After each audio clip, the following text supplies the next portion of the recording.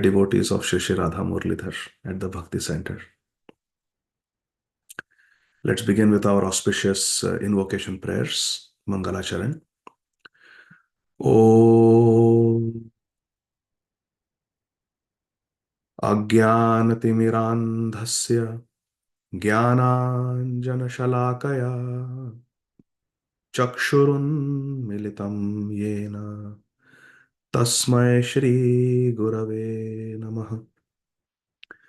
Nama Om Vishnupadaya Krishna Preshthaya Bhutale Shrimate Bhaktivedanta Swamin iti namine Namaste Saraswate Deve Gauravani Pracharine Nirvishesha Shunyavadi Paschatya Deshatarine Jaya Shri Krishna Chaitanya Prabhu Nityananda Shri Advaita Gadadhar Shrivasadi Gaura Bhakta Vrinda Hare Krishna Krishna Krishna Hare Hare Hare Rama Rama Rama Hare Hare Hare Krishna Krishna Krishna Hare Hare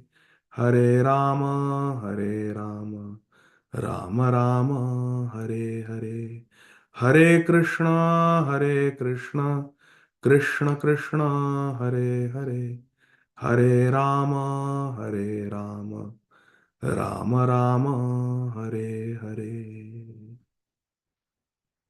Hare Krishna. So dear devotees, we are reading from Srimad Bhagavatam, Canto 10, Chapter 72, text number 4. So I'm not able to share my screen. If someone can make me the co-host, then I will be able to share my screen, please. So yes, thank you. So this is the one verse that we are going to study today. Srimad Bhagavatam 10:72-4. Shri Shukdev Goswami is telling Maharaj Parikshit, Tvatpaduke aviratam pariye charanti dhyayant abhadranashaneshu chayo grinanti vindanti te kamalanabha bhavapavargam Ashasate yadita ashisha ishananye.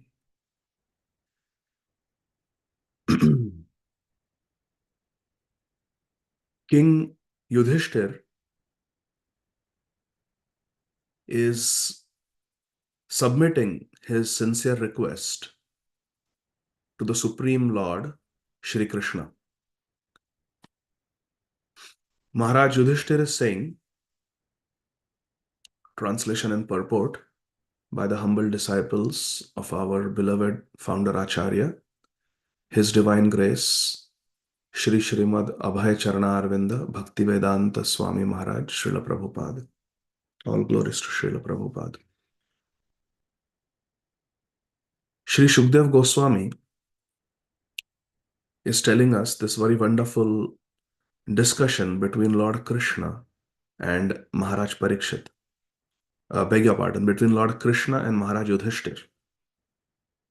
So King Yudhishthir is saying, purified persons who constantly serve, meditate upon, and glorify your shoes, what paduke means your shoes, which destroy everything inauspicious, are sure to obtain freedom from material existence. O lotus-naveled one, Kamala Nabha means one whose navel is beautiful like a lotus. Even if they desire something in this world, they obtain it. Whereas others, those who are not devotees, those who do not take shelter of you, are never satisfied, O Lord.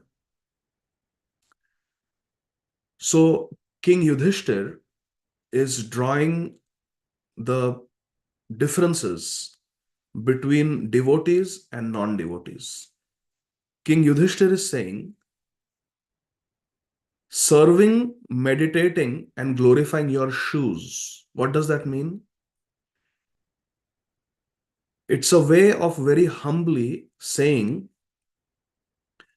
that that part of the body which generally is considered to be the lowest is also very, very glorious when it comes to Krishna. Our shoes may be the dirtiest part of what we wear because our shoes go in the toilet, restroom, we walk on the road, the shoes get muddy and dirty. But Krishna's shoes are not like our shoes.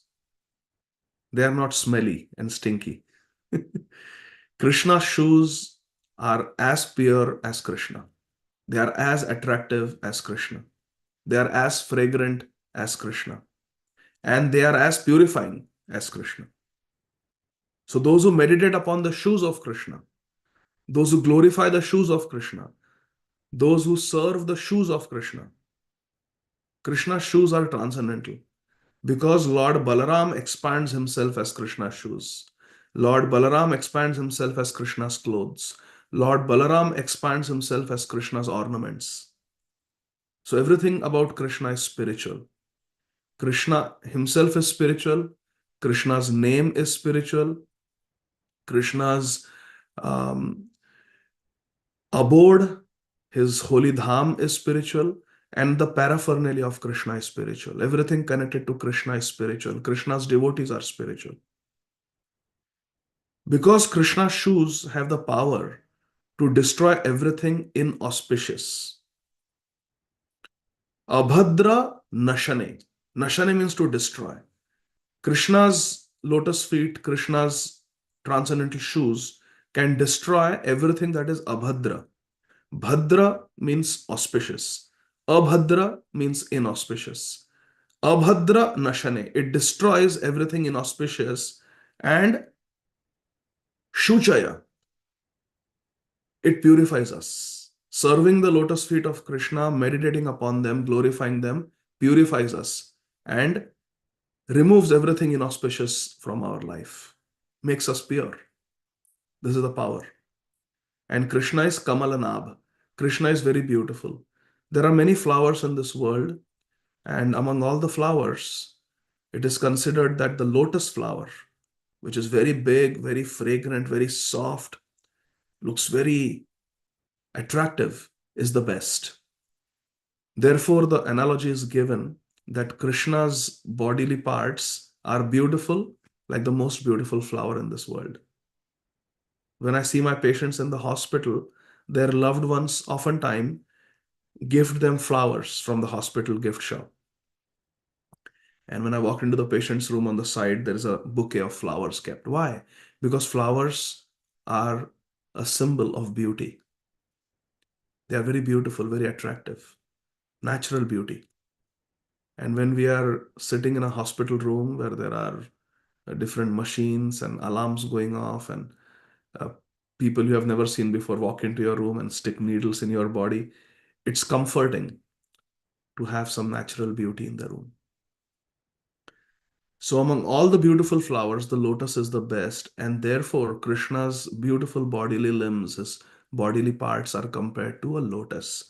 Mother Kunti, Shri Kunti Devi also prays in the first canto of Srimad Bhagavatam, Namaha Pankaja Nabhaya, Namaha Pankaja Maline, Namaha Pankaja Netraya, Namaste Pankajangraye. She offers her obeisances to Krishna's beautiful navel, which is like a lotus.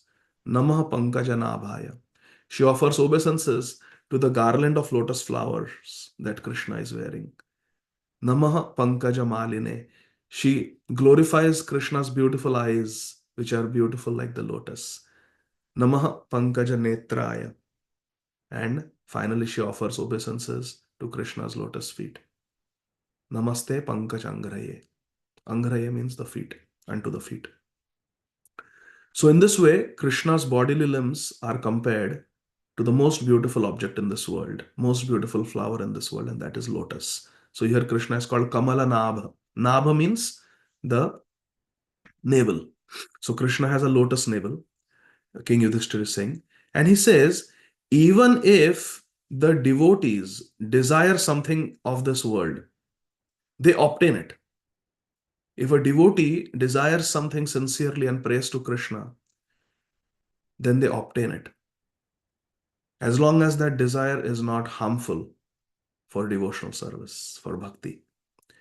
Whereas others who are not devotees, who do not take shelter of Krishna, they are never satisfied in this world. They are always harboring desires and they remain dissatisfied.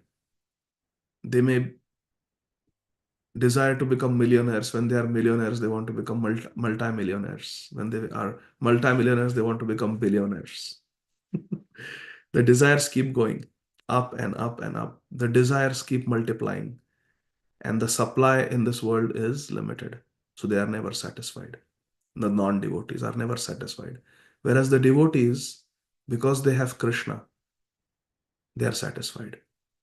Krishna keeps them very satisfied in bhakti, in devotional service. Let's look at the purport.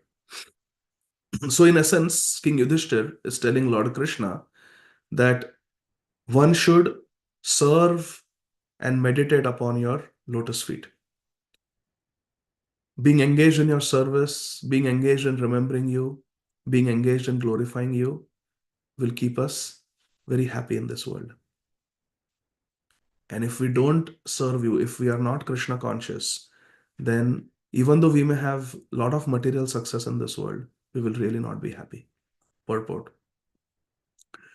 Srila Prabhupada writes in this connection that liberated Krishna conscious persons do not even desire to become freed from this material existence or to enjoy material opulences. Their desires are fulfilled by Krishna conscious activities. As far as we, so Srila Prabhupada is paraphrasing King Yudhishthir. King Yudhishthir is saying, as far as we are concerned, we are fully surrendered unto your lotus feet. And by your grace, we are so fortunate to see you personally.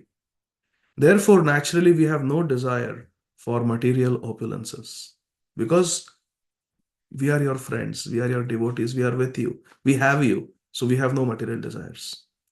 The verdict of the Vedic wisdom is that you are the Supreme Personality of Godhead. Yudhishthira Maharaj is telling Krishna, you are the Supreme Lord. I want to establish this fact that, oh Krishna, you are the Supreme Lord. I want to establish this fact in this world. And I also want to show the world the difference between accepting you as the Supreme Personality of Godhead and accepting you as an ordinary, powerful, historical person. There's a difference. Whether we accept Krishna as just a great historical person who existed in the history of this world versus accepting Krishna as a Supreme Personality of Godhead. Krishna is not just a historical person. Oh, yeah, there are villages named after him, there are people named after him, there are books written about him, there are geographically, there are places in this world um, connected to Krishna's pastimes. So, yeah, I mean, Kurukshetra exists in India, Vrindavan exists in India, Mathura exists in India. So, yeah, maybe Krishna existed 5,000 years ago. He was maybe a great king or something, but he's not God. There's a difference between accepting Krishna as a great historical person, which is minimizing his position, versus accepting Krishna for who he actually is, the Supreme Lord. Yudhishthira Maharaj said, I want to show the world that there is a difference between accepting you as a great person and accepting you as the greatest person. I wish to show the world that one can attain the highest perfection of life simply by taking shelter at your lotus feet. Exactly as one is satisfied, as exactly as one can satisfy the branches, twigs, leaves, and flowers of an entire tree, simply by watering the root. Yatha taror mula nishechayena triptanti yat skanda bhujopashakha. As Srimad Bhagavatam describes, if we water the root of the tree, we do not have to separately hydrate the leaves. We don't have to separately hydrate the branches of the tree. Everything will get hydrated simply by watering the root, because the water will be assimilated from the roots and supplied to the whole body. Similarly, if we serve Krishna, who is the root of all existence, if we please Krishna, then all other responsibilities are taken care of.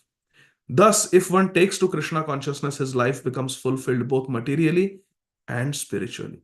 Yudhishthira Maharaj is saying, I want to establish this fact. If one becomes Krishna conscious, then one's life is materially and spiritually fulfilled.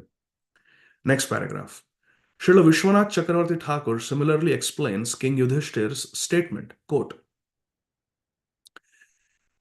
Yudhishthira Maharaj is telling Krishna in essence. Srila Vishwanath Chakravarti Thakur is explaining the feelings of King Yudhishthir. We feel no great urgency to perform the Rajasuya sacrifice, nor do we have any personal interest, since we are already seeing your lotus feet. And by your boundless mercy,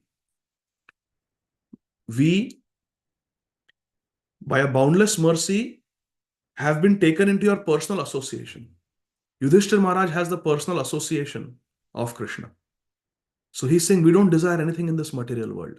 But although we don't desire anything, however, in this world, there are some whose hearts are contaminated.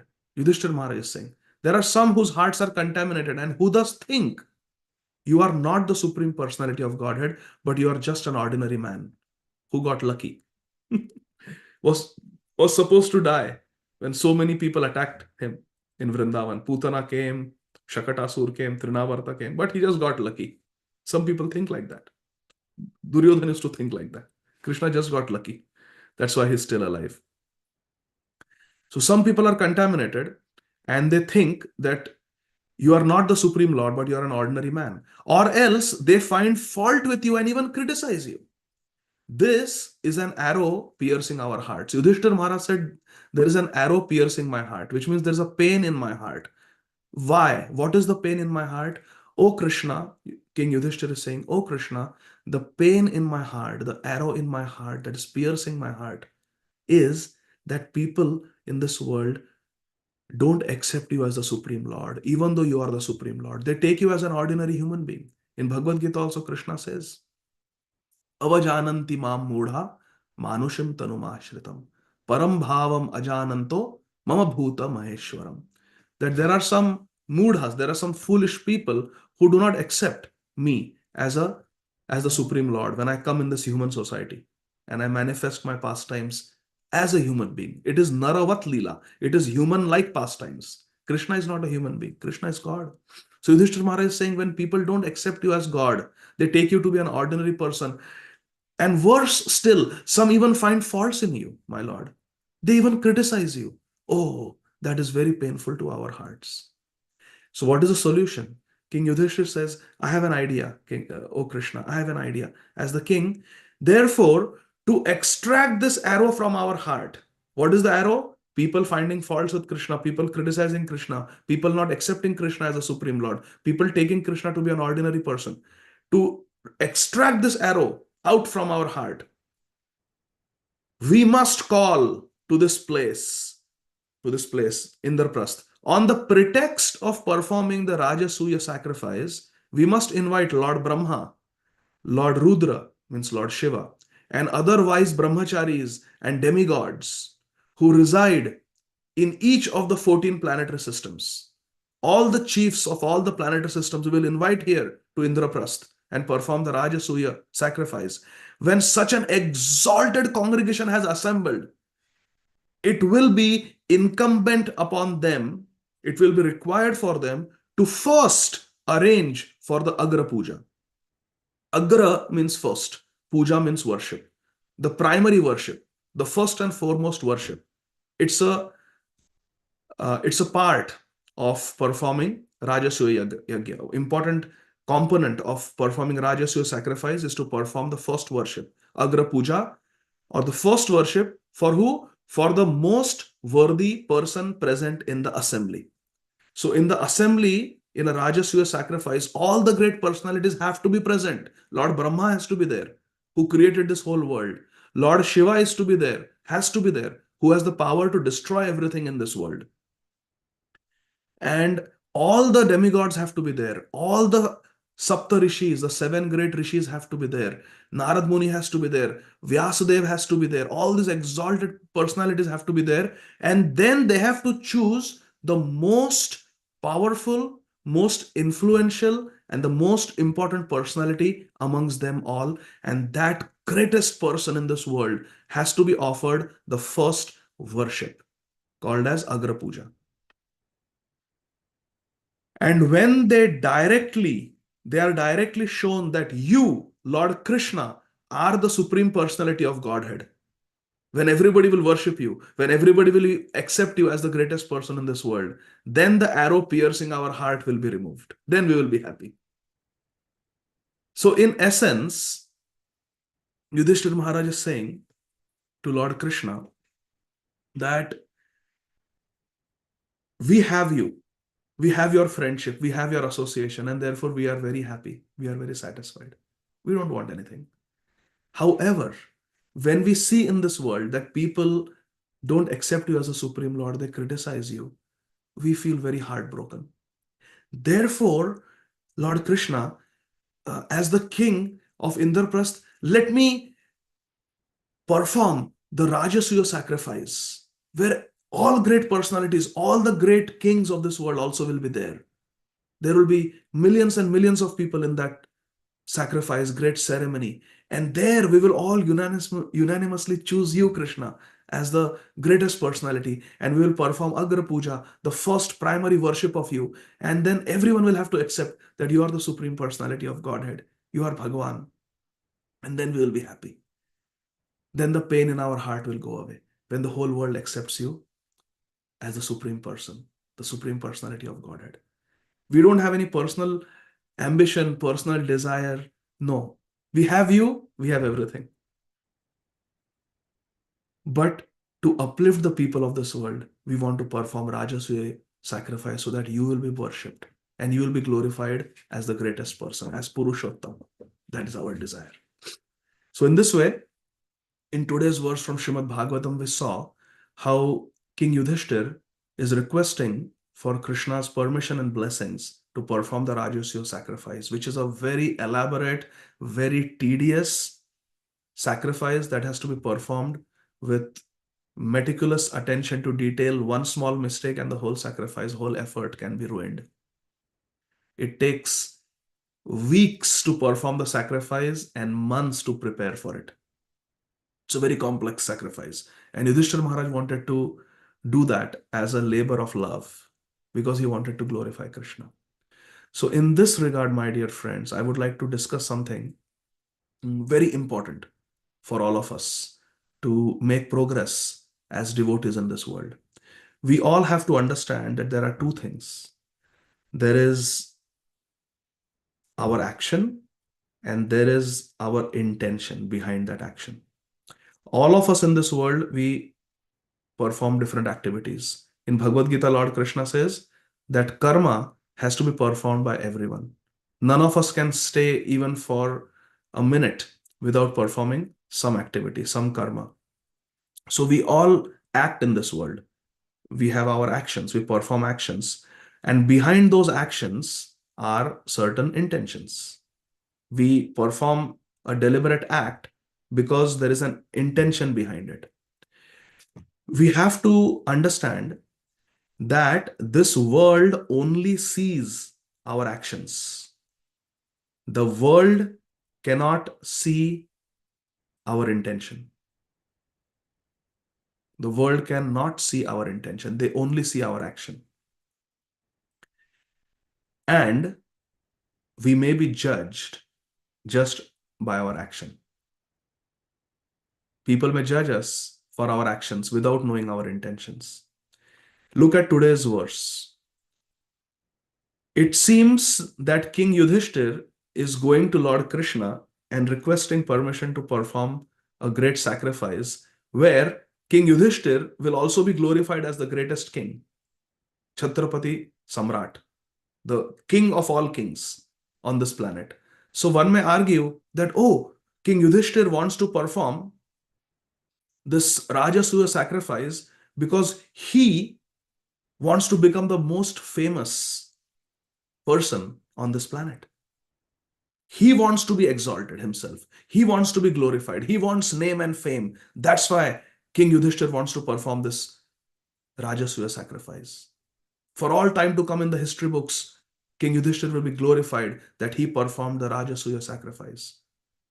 So it appears that this is a blemish on the pristine character of King Yudhishthir, that he's requesting Krishna to help him, to bless him, to perform a sacrifice by which he will be known all over the world as the greatest hero, the greatest king. That's the action that King Yudhishthir wants to perform Rajasuya sacrifice, where he will be established as the king of the world. That is the action. And it can lead to a misunderstanding if we don't take into consideration King Yudhishthir's intention behind that action. King Yudhishthir's intention is that Krishna should be glorified through this sacrifice. He's not concerned about his own glorification. He's concerned that Krishna should be established as a supreme Lord, and everyone must bow down to Krishna. Everyone must surrender to Krishna. Then they will be benefited and I'll be happy. That is the intention of Yudhishthira Maharaj. So in this world, when we live in a society of devotees, there are devotees of different levels of spiritual advancement. Some are very advanced, some are getting there, some have just started the journey. So all of us are on a journey. It's like going from Atlanta to the Bhakti Center, New York, driving. It's a over 1,000-mile journey, perhaps.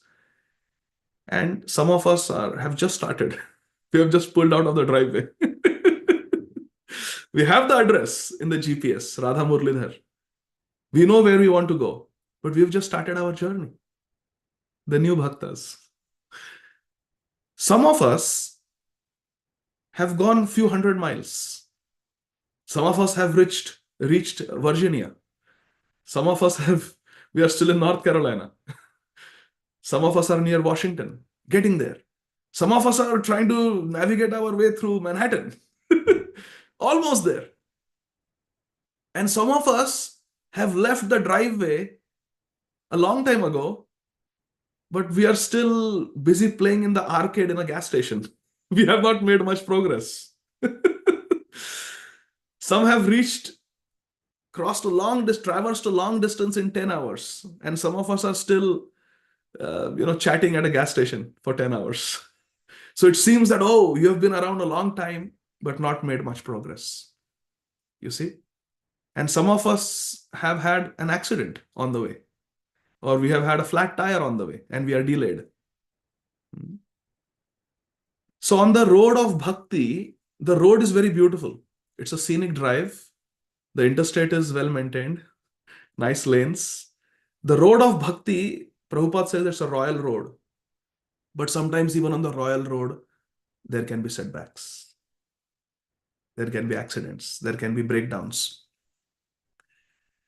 In our bhakti, if we want to make steady progress, we want to cruise along the highway of bhakti and reach the lotus feet of Radha Murlidhar, then there are some principles that we have to be aware of. Certain things we have to be cognizant about, certain pitfalls that we have to avoid. For example, once I was driving that route and someone told me, be careful in North Carolina. The state patrol officers there, even if you're 5 miles over the speed limit, they will pull you over. So there are some warnings, there are some precautions that we have to be aware of and follow in order to avoid reversals and pitfalls on the path of bhakti. And we are going to discuss one such pitfall that we have to be careful about today from this verse. And that is, we should not judge people just based on their actions. We have to think and take into consideration what their intention is. Otherwise, we will misunderstand them and we will ruin a great relationship. That little bit of communication, Prabhu, I'm trying to understand why you did this. What was your intention behind it? Just for my clarification. It's a clarifying question. Why did you? Just that simple communication, when we understand their intention, oh, our heart will be pacified. Otherwise, we jump to our own conclusions just based on the action of the person without knowing the intention. And it can ruin a great relationship. My spiritual master, His Holiness Srila Radhanath Swami Maharaj, in a lecture said, when he was emphasizing the importance of communication, my spiritual master said, do not allow a small misunderstanding to ruin a great relationship. Do not allow a small misunderstanding to ruin a great relationship. Communication, communication, communication is the key to the survival of our relationships in this world. We must communicate. If there is a thorn in the heart, like Yudhishthira Maharaj is saying, we must ask clarifying questions. It's worth it. Sometimes it may be uncomfortable for our ego to ask a clarifying question. It may involve making ourselves a bit vulnerable to go and say that this action hurt me. Can you please explain why you did this? It may be uncomfortable for the ego to go make yourself vulnerable and share your feelings. But it's worth it because these relationships that we have with each other are great relationships. So small misunderstanding should not ruin a great relationship.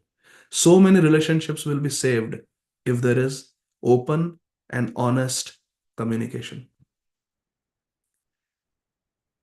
In this regard, I am reminded of a very beautiful anecdote that His Grace Krishna Kishore Prabhu was sharing. One of the great influences in my spiritual life has been His Holiness Srila Bhakti Charu Swami Maharaj. I feel he's like a Bengali sweet, like Rasmalai or Rasgulla. His Holiness Srila Bhakti Charu Swami Maharaj was such a sweet um, Prabhupada's man. Such a sweet follower of Srila Prabhupada. He translated all of Srila Prabhupada's books from English to Bengali. He gave up everything, came from a very aristocratic family in India. He received higher education in Germany in those days. Very talented person. He gave up everything to serve Srila Prabhupada, became Srila Prabhupada's personal servant.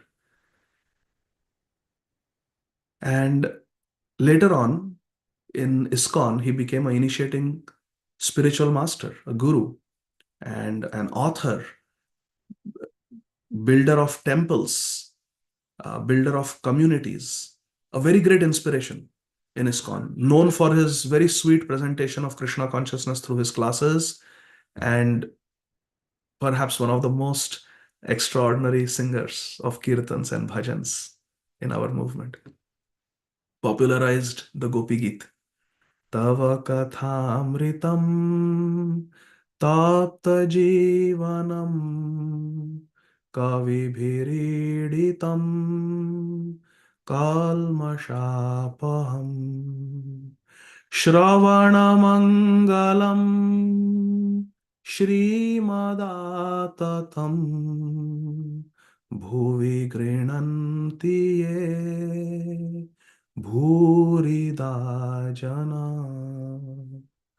This beautiful Gopi Geet I heard for the first time from the lotus lips of His Holiness Srila Bhakti Charu Swami Maharaj. So please listen to this anecdote, and it tells us how important it is to understand the intention behind the action. So His Holiness Srila Bhakti Charu Swami Maharaj was traveling from Ujjain, from India, one of the places where he was based at. He was traveling to the US. He was coming to New York actually, and he was traveling with his personal secretary, His Grace Krishna Kishore Prabhu. And Krishna Kishore Prabhu had never traveled abroad. He was born and brought up in India, had never left India. So this was a first experience. And he comes from a very simple village, Krishna Kishore Prabhu, very unsophisticated, and didn't know how international travel worked. He did not even have a passport. When Srila Bhakti Charu Swami Maharaj wanted to travel and take him, bring him along as his companion and assistant, um, Srila Bhakti Charu Maharaj had to get his passport done, then apply for a visa to the US. And finally, they were on the flight. And it was his first time traveling. He didn't know anything. So as they were leaving Ujjain, it was going to be a long journey. I think from Ujjain, they were coming to Bombay, Mumbai, and then flying to New York. Um, so the devotees in the temple in Ujjain, they packed their meals because it would take over 24 hours to get to New York, the whole journey. So they packed their food and they traveled. They came to Mumbai, and they at night they boarded the flight. And when they were boarding, when the devotees packed their prasad boxes, um, two boxes were given to His Holiness Bhakti Charu Swami Maharaj, two little boxes, two meals were given to Krishna Kishore Prabhu, the assistant. And as they were finishing their packing, they were packing their handbags, their carry-on bags. Srila Bhakti Charu Maharaj told Krishna Kishore Prabhu, give your lunch boxes to me. But you already have yours. These are my. Of course, he didn't say anything, but he was thinking, why are you taking away my lunch boxes? What will I eat on the flight? I cannot eat anything what they serve on the flight. And Bhakti Charu Maharaj, he just took his lunch boxes and put them in his carry-on bag. And then they drove to Mumbai and they got on the flight and off they went. And the flight took off at night, so it was anyway time to take rest. So they took rest. And Srila Bhakti Charu Maharaj was almost 75 years old at this time. So, the devotees who had invited him had booked him on first class. So he was sitting in the first class in the aircraft, and Krishna Kishore Prabhu was sitting in economy class. He was just a young brahmachari, maybe in his 20s. So he was sitting in economy, and His Holiness Srila Bhakti Charu Swami Maharaj was sitting in first class. So the flight took off, and after a few hours, it was time for breakfast. Because the flight took off from Mumbai at night. It was time for breakfast. And the lights came on, and the air hostesses started walking down the aisle back and forth, serving out hot breakfast to all the passengers. And poor Krishna Kishore Prabhu is sitting there, and the air hostess comes and says, "What would you like for breakfast?" And he says, no, nothing. I'm good, thank you. Because you cannot eat on the flight. It's not prasad. So, and he was thinking, the devotees had packed food for me. The devotees had packed prasad for me, but my spiritual master took it away. It's in his bag. What do I do? And they were serving prasad, and suddenly one air hostess who was serving the passengers in the first class, she came to economy and she said, "Are you Krishna Kishore Das?" And he said, "Yes. Um, your dad has sent this hot food for you." So what was the intention of His Holiness Srila Bhakti Charu Maharaj in taking away his lunch boxes was, Maharaj knew he's traveling in first class and Krishna Kishore Prabhu is traveling in economy. In first class, you get a special luxury where the air hostess will warm your food for you. If you're carrying your own food, they have a microwave where they will, or the oven where they will heat the food for you. If you bring your own food, they will heat it for you. That facility is not there in economy class for the passengers. You cannot tell in economy that I brought this food with me, please go and heat it for me. No, we can't do that. But in first class, they don't say no. Yes, sir, I will heat it for you. So Srila Bhakti Charu Maharaj knew that he had that special facility. So he kept Krishna Kishore Prabhu's food with him so that Krishna Kishore Prabhu will not have to eat cold food, but will get hot prasad on the flight. Haribol. This was the intention in taking away his lunchbox. And when the air hostess So Krishna Kishore Prabhu asked the air hostess, how did you know that I am his son? So the air hostess said that your dad told me, who's sitting in first class, he told me that my son is sitting behind and I want him also to get hot meal. So please go and find my son. He's clean shaven like me and give him this hot prasad. So two things. One is Krishna Kishore Prabhu was very touched by His Holiness Bhakti Charu Maharaja's thoughtfulness and caring nature.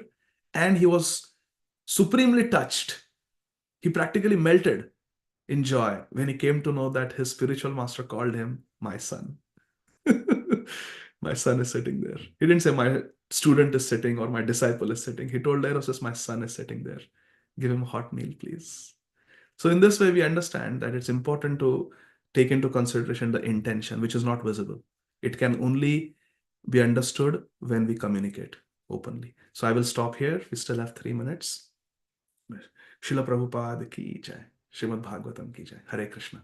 Thank you, Adi Gadhahar Prabhu. Wonderful class. Okay, we have 3 minutes, dear devotees. Please be brief in your reflections or questions. And don't space out. It's time for you to speak, dear devotees. Adi Gadhahar Prabhu, does Krishna see our intentions or no one can see them? Krishna can see our intentions, yes. And even if our action is bad and our intention is good, then Krishna will still give us credit for our intention. Akrur's intention was to somehow help Devaki and Vasudeva who were imprisoned by bringing Krishna to Mathura. His action was horrible. He was putting the Brajvasis, the residents of Vrindavan, in deep ocean of sorrow. So his action was bad to take Krishna out of Vrindavan, but his intention was good because Devaki Vasudeva were in jail. So Krishna gave him credit and made him a personal associate in Dwarka. Jai. Thank you. Wonderful Shastric reference. Thank you. Ishwari Sundari. Hare Krishna. Thank you for class. So you brought up something where you said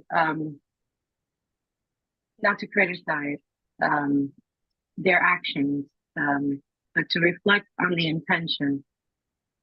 Did I get that right? Yes, yes. Yeah.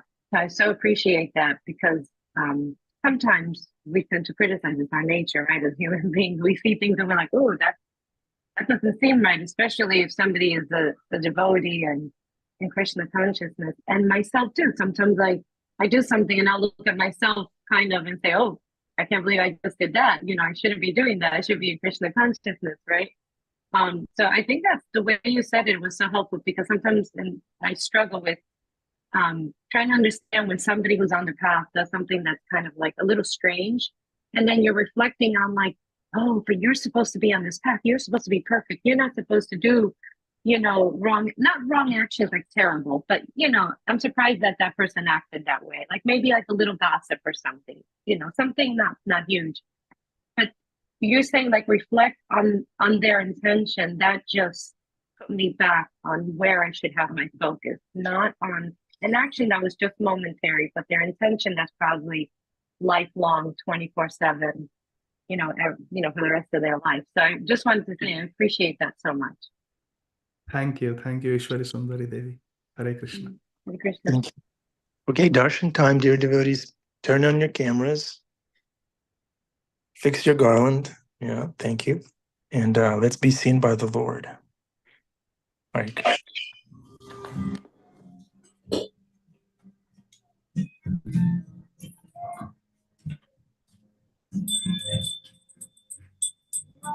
Shri Shri Radha Malila Gaurachandra Bhagavan ki.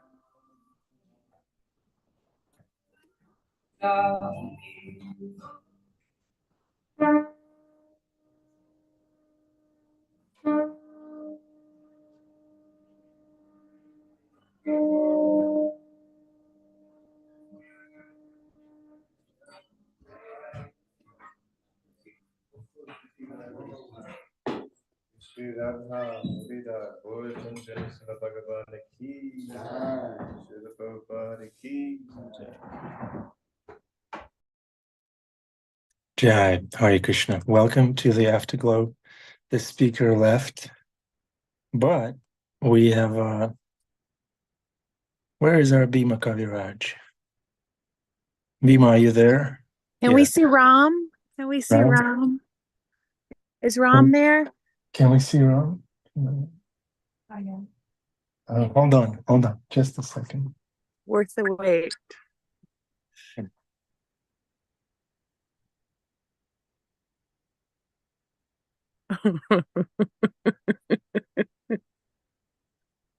Oh. Yeah, Ram was listening to class in ecstasy. He fell asleep because he felt very peaceful. He knew that Krishna was in control. Krishna is his best friend. And he fell asleep. He was feeling very good. He also pooped, right? Just now. Just during darshan. You know, do not imitate that level of advancement. It's from his previous life, I guess. Okay, Bhima Kaviraj, are you ready to take questions? Adi Gadhahar left. You're the next in the chain of command. Yeah, that's not true, Prabhu. You take the question. And when it's time to say something rude and offensive, I'll raise my hand. Oh, okay, good deal. I'm taking that deal. Good deal. Yeah. Okay.